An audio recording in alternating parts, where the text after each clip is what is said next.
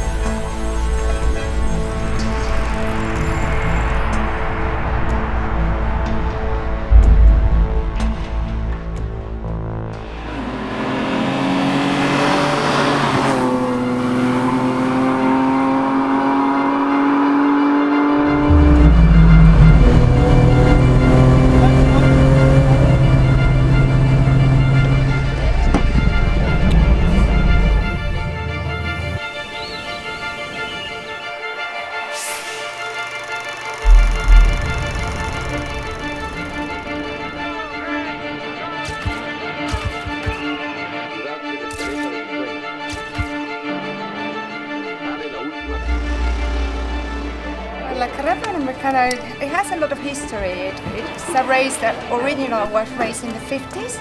We raced for 4 years, and it was to let the world know that Mexico was the first country to finish the highway. Around the middle of the 50s, they had a lot of racing accidents, and they decided it was a little too dangerous to run. So it was very, very well known in the world, and because of the accidents and everything, they decided to stop it. And we had a crazy Mexican guy, Leon. Thanks to him, he came up with this idea to revive La Carrera. And so this race got revived 27 years ago, and it's been made a vintage event.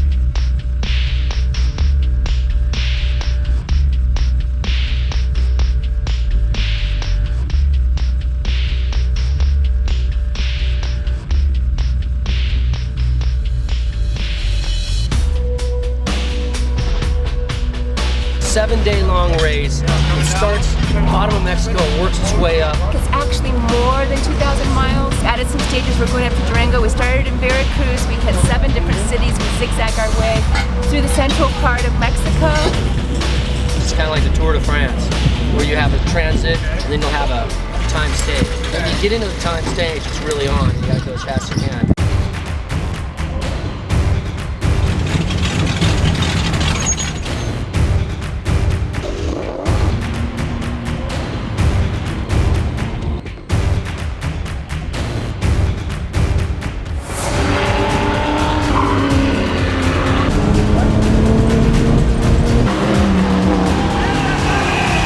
You're on an open road. You know that there's no gravel pits, there's no safety barriers, there's no ambulance, and there's a lot of other moving parts. But you don't have to worry about cows on the racetrack and donkeys and dogs running out in front of you. During transition stages, you get to drive like a 16-year-old. Transiting at 95 miles per hour in an old 1956 car. It's just crazy. And that's just something that you would never be allowed to do anywhere else in the world. With police support, local authorities supporting it, towns when we roll in, treating us like royalty when we show up. It's such a different race. I don't don't think you can do this race any other place in the world. I mean, Mexico has just enough organization to do it, and just enough non-organization to allow it.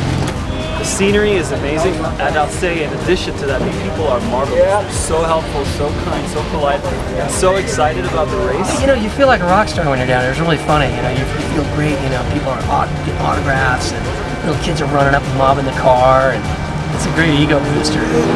The passion that everybody has for this, the liberties we're allowed to take, and the way we drive, it's just the most amazing thing to be part of.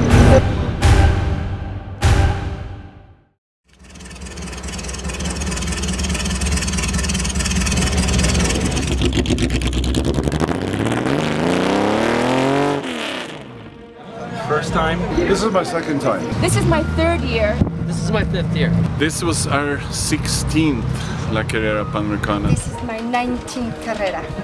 No, it has changed quite a lot, and you know, obviously as well, the quality of drivers is just amazing. We have had WRC drivers, F1 drivers. And this was, I think, really the toughest one. The weather was really bad, and the big cities we had to go through, and the transit stages. It was really tough.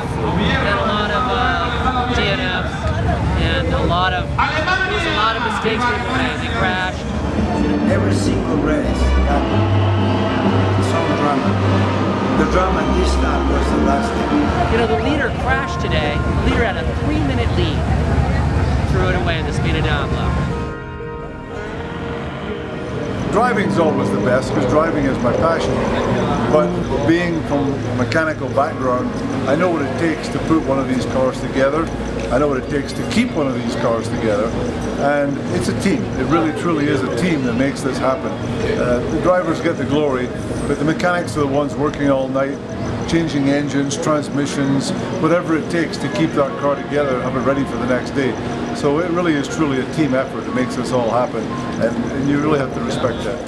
I started doing the Carrera a couple of years when I was based in Sweden, and then this is pretty cool.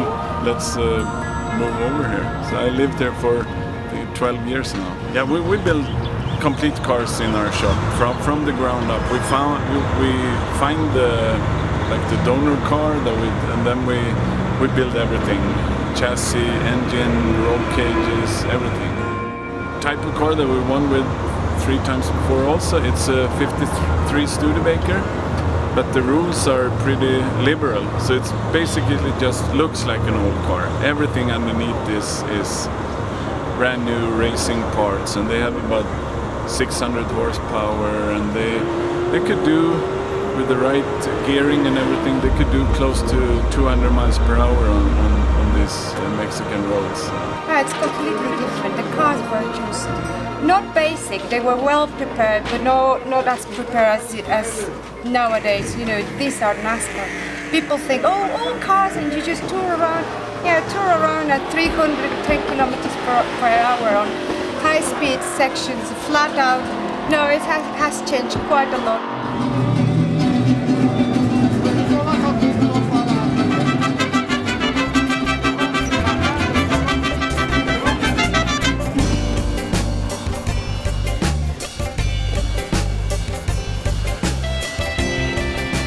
J'ai des moments particuliers. Ouais, il y en a eu plein. Première spéciale sous la pluie, absolument visibilité zéro, une énorme buée. Entre deux, une station-service. Et je me suis arrêté pas pour acheter l'essence, pour leur acheter la raclette. Et on a fait la spéciale d'après avec la raclette à l'intérieur. Et on a fait le scratch parce qu'il y a suffisamment de bout droit entre les virages pour pouvoir nettoyer le pare-brise. Ça m'était jamais arrivé non plus. You know, the rain was a huge challenge, but I don't mind the rain at all. I think the rain is great. And some of these cars are not even closely equipped for rain, and they were fogged over and they were having a safety issue. So they canceled a couple stages. I think nowadays still the only race it's considered the most dangerous race in the world. The reality is, yeah, there's a lot of risk, but you know, there's risk in everything you do, and if you're passionate about cars, which everybody here is, it's a risk you take. The reward is worth the risk. People climb mountains for a reason. People dive hundreds of feet below the ocean for a reason. We drive for a reason. We drive because it's our passion and what we love to do.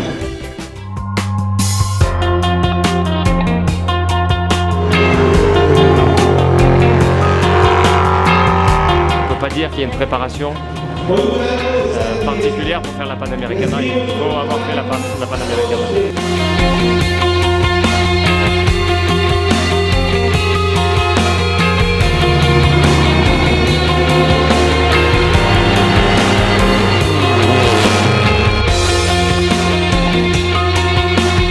Could never be done anywhere else than Mexico. It's crazy. That's why I live here. Well, there's no money. I mean, it is like standing in the shower and burning $100 bills. I mean, you just keep doing it. There's a lot of growth in so many areas, overcoming so many levels of fear and confidence and just things that you get in your soul that you really can't get doing stuff. I can't in my life doing anything else. We don't win money, but it's just a privilege to put your name up there, and it feels great. You need to live La Carrera first of all. I always say you need to live La Carrera to understand why people get hooked in this event. And it's just the spirit of La Carrera in between all these competitors that we see each other once a year, the fraternity and the help, and we all, help each other. We're so friendly. We are very competitive on the road. But when we come to service, if someone needs something, we try to help each other. I think it just gets better and better. It's a fun thing. I mean, it's a fun thing to do. It's a thrill, and it's impossible to beat. It's a great race.